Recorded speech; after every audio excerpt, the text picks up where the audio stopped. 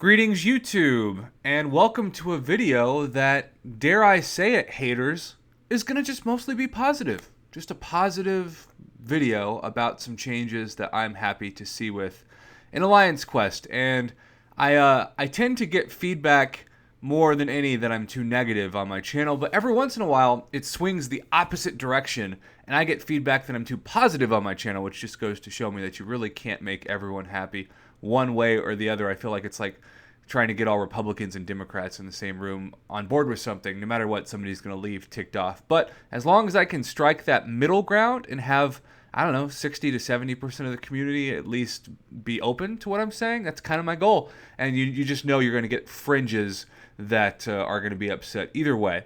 But you know what? Even like people who get upset at videos, I think that's kind of cool, because if you get upset about something, that means you're passionate about it, and it affected you enough to speak out, and that's what a community should be. If everybody kumbaya agreed the whole time, I'd get real bored and kind of scared real fast. But okay, back to the point of this video. So we know Alliance Quest changes have come out. This is news that's broken in the last couple hours or so, and I've looked it over, and most of the changes actually don't affect me at all, because I only want to run map 5. I was in an alliance that I really enjoy doing map 6 once a week. I never thought I'd say that, but when you get to bring in your rank 5 blade, suddenly life is good.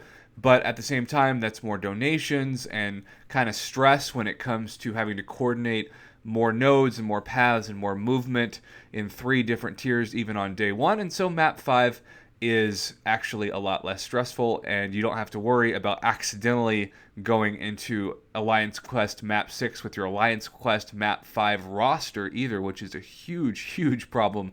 And a lot of you watching this, hopefully you're nodding your heads and being like, yep, been there, and it sucks. It sucks when you bring the wrong roster in the wrong map, especially when it's Map 6 and you brought in Map 5, because you're just instantly drowning, especially if you're on like a poison path or a degen path or whatever. So anyhow, I think that I might be in the minority on YouTube. Hopefully not. But I've seen people who are like, Kabam needs to focus on Alliance Quest being more fun and exciting. Man, I've never woken up out of bed and been like, yes, can't wait to play Alliance Quest. Today's going to be a great day. It's never been like fun and exciting to me, because that's not the purpose of Alliance Quest. I have always viewed Alliance Quest as this necessary evil in the game to hopefully have minimal stress for maximum rewards. And pretty much that's what I felt Alliance Quest in the right alliance is, except for when Sentinels first came in the game and they were a bit overpowered, and I felt like, considering they didn't change the rewards at all for those changes, along with the new mini-bosses, that was the big issue with the new Alliance Quest. It sort of felt like giving us half of a new season, but not giving us any new rewards. And Glory, certainly last year when it was introduced into the game, especially with Alliance Quest, was the most exciting part of the update. And this year we have more updates with more Glory and more rewards, and I am all about that. I'm all excited about that, and I'm actually maybe even going to be in the minority for thinking, especially with map 5, man, I don't want the maps to change. I don't want the design to change. Keep letting me fight Groot and Rocket Raccoon and even Magic. I'm fine with that. Okay, so again, most of these map changes don't affect me because they're for maps 1 through 4, which I don't play, but there's a lot of people out there who do, so let's talk about them. We're introducing a new link node in section 1 of map 1. Normally that's not a good thing. They won't be very punishing, okay, that's a good thing, but we want to instill a little more teamwork into the beginner map and align with other maps in which we're emphasizing playing from the inside out, which is also, ironically, a Pixar movie title. We've also removed 2 local nodes from section 1 of the map. Kind of vague, but they're pretty much admitting that they want to emphasize practicing teamwork, which is good, because the more you get into the game and the more you go up in maps, the more teamwork is vital, and communication is certainly vital to completing the maps.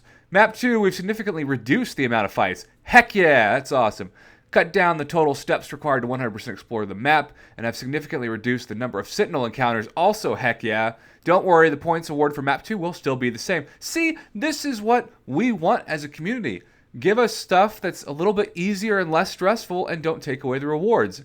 That is what the opposite was for Alliance War changes at the start of this week. It was, we're going to make everything so much harder and not change anything about the rewards except cut them in half, since the season is going to be cut in half. the formula for happiness, especially for your customer base, is 0 when that happens. But this is a great formula for success, and Kabam should be applauded.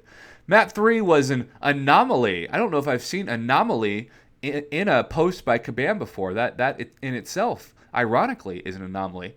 The final section of Map 3 did not have any linked nodes, but plenty of local nodes. We've now switched this up, so Map 3, Section 3 now features less local nodes and a total of 17 linked nodes from 13 fights. However, taking down those linked nodes now means you'll face fewer buffed champions, that's a good thing, and can make the final section of the map much less difficult, also a good thing, with some teamwork. We've also removed 4 fights and 1 entire path from Map 3, Section 1. Just like in Map 2, the points from those fights have been redistributed, so you won't lose any points from this change. All great things, 2 thumbs up. Map 4 has also had a reworking of its linked nodes. The map also looks slightly different, but there is no change to the number of nodes or the number of fights. The changes are simply to assist in the visual clarity. Also, not a phrase I'm used to seeing, visual clarity of the paths and linked nodes.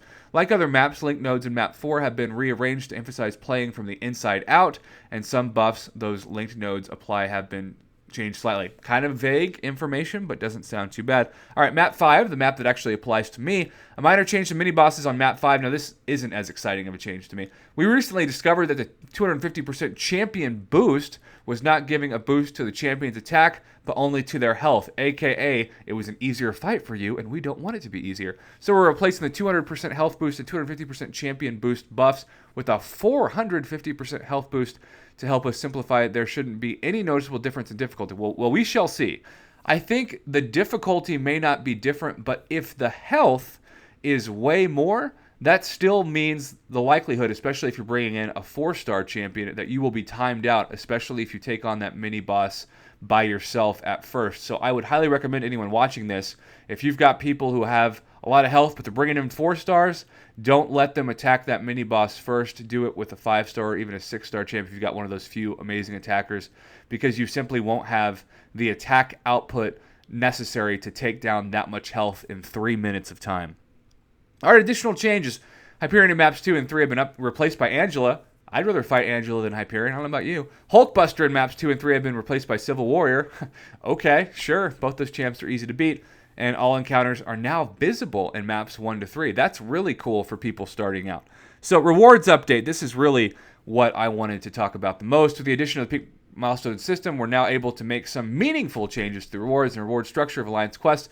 First, you'll want to take a look, familiarize with the new peak milestone system. Let's just scroll down, Let's not waste any time. Okay, so you can see for milestone 31, which is 190 million points, you do get 3,100 glory. Now, I'm pretty sure that means you're pretty much running all of Map 6, or like 4 to 5 days of Map 6. I think the most I've ever gotten in Alliance is like 130,000 points, and that was worth 2,600 glory.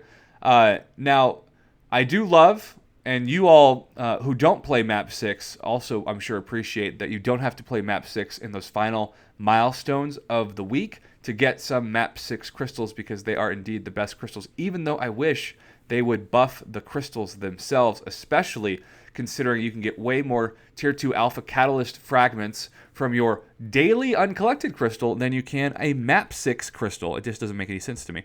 But we can tell that glory is improving, and it's not improving by a crazy amount. You'll see you would walk away in the past with 2,270 glory, and now we'll receive 3,000 glory. So 730 glory increase, but you can get for 730 glory another half of a Tier 2 basic, and I think, almost, if not all of a Tier 1 alpha. So a free extra half of a Tier 4 basic and a Tier 1 alpha, or a couple of those great high health Alliance health potions that you get. What are they, like Tier 4? I don't know. They're like 6,000 Alliance health apiece. Those are amazing. Those are the best value in the whole store.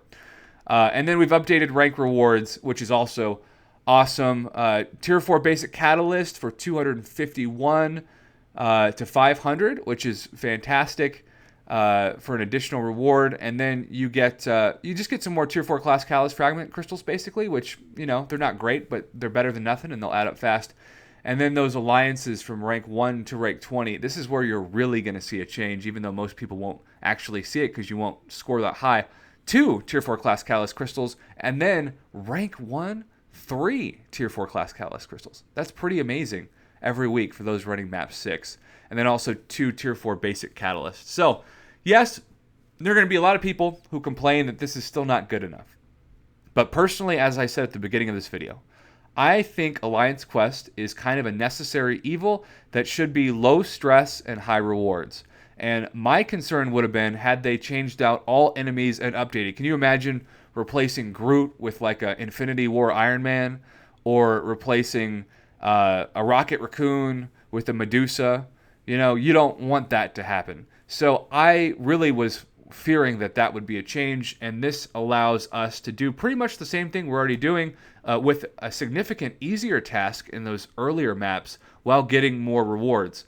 I am of the opinion that that should be celebrated, and I personally on this channel am thankful for these changes. I think, you know, we can get a little greedy and have almost a mob mentality when it comes to wanting more and more and more and more, but sometimes you just got to sit back and you got to be thankful for some of the changes, especially when the difficulty doesn't change. I'll be curious. I think the only thing I'm slightly skeptical about is what they said about the difficulty and the mini bosses of map 5, because if you have more health, it's just harder to take down that champion in 3 minutes. And so if you time out, that still sucks because you lose half your health remaining, and that costs you the chance to down the mini boss. So we'll see. I guess that video will be to come. But what do you think of the changes, more importantly? Do you disagree with me? Are you saying, Prof. Huff, what the heck? I think you've sold out. You're making a positive video that embraces change. Who are you? Or are you thinking, okay, I can get behind that. I'm thankful that the maps haven't changed that much or they've gotten easier. I just think, you know, I try to be objective when I can. And this is a case where I read the changes. I'm like, okay, I'm down. Time to make a video and tell everyone about it. Otherwise, have a great weekend, YouTube. Good luck in all aspects of the game. And most importantly, just try to have some fun, right? This is supposed to be a fun mobile video game. Let's have fun. And if it's stressful, take out the stress.